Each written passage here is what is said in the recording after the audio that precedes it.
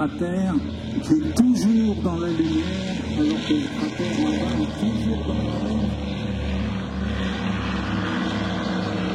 Quelques décennies.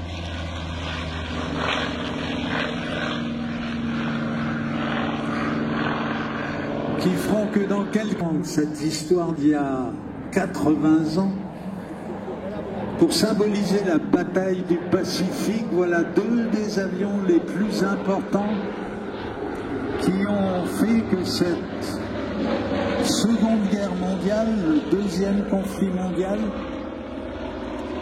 était justement mondial. Et les États-Unis sont aussitôt entrés dans le conflit qui alors est devenu mondial, et l'océan Pacifique est devenu à son tour un champ de bataille gigantesque à la dimension de ce gros morceau de planète. Un des avions les plus redoutés des Japonais, c'était cette espèce de bâtard qui nous survole. On ne sait plus si c'est un avion ou un bateau. Il y a une aile, donc c'est un avion, il y a des moteurs d'avion. Mais dessous, il y a littéralement un bateau. Le fuselage du Catalina, c'est aérodynamiquement parlant, c'est pas terrible. Mais sur l'eau, ça va très bien.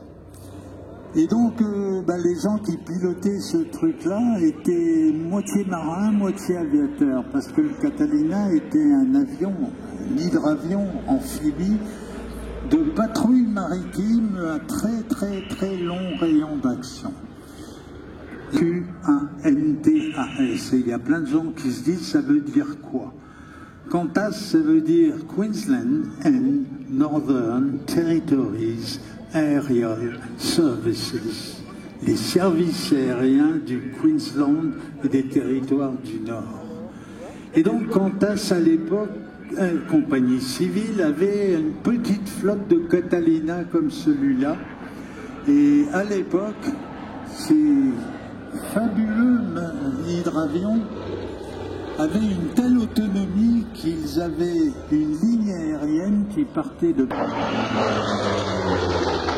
Pour en finir avec le Catalina très loin, va réinaugurer en 2023 une ligne qu'ils vont baptiser à partir de l'an prochain la ligne de la double aurore.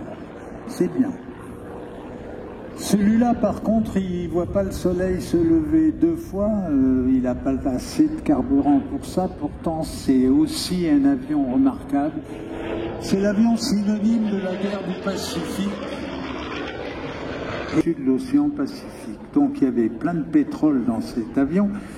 Et donc ça faisait un gros avion avec le plus gros moteur qu'il avait pu trouver dans l'arsenal américain. Ce qui souffre le plus dans un avion qui affonde, c'est le train d'atterrissage. Et donc, comme il avait mis le plus gros moteur possible, donc la plus grosse hélice possible, vous imaginez 31 heures là-dedans? Allez, pousse pour mettre le nez par terre. Sans ça, on va finir sur la queue. Voilà. Donc, un cocktail métallurgique ne pouvait permettre de fabriquer un train d'atterrissage assez solide pour vivre à un appontage pour recommencer à voler depuis le bateau. Donc, le Corsair est devenu, bon, les Japonais, dès qu'ils ont rencontré ces avions, ils en ont eu une peur bleue. Parce que le bestiau est lourd, solide, bien armé. Le pilote, c'était un avion tout aussi terrifiant. À tel point que pour apponter un Corsair sur le pont d'un porte-avions de l'époque a été utilisé depuis des bases à terre. Et comme cet avion était bourré de carburant et permettait des missions extrêmement longues, c'est quand même dans l'histoire de l'aviation de guerre, et là on est pas encore fumé, c'est vachement dangereux aussi.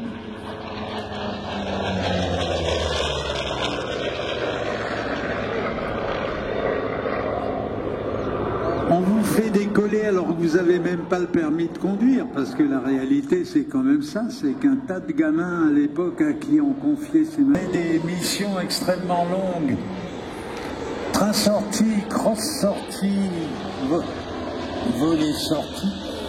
Après des missions de 5 heures, 6 heures.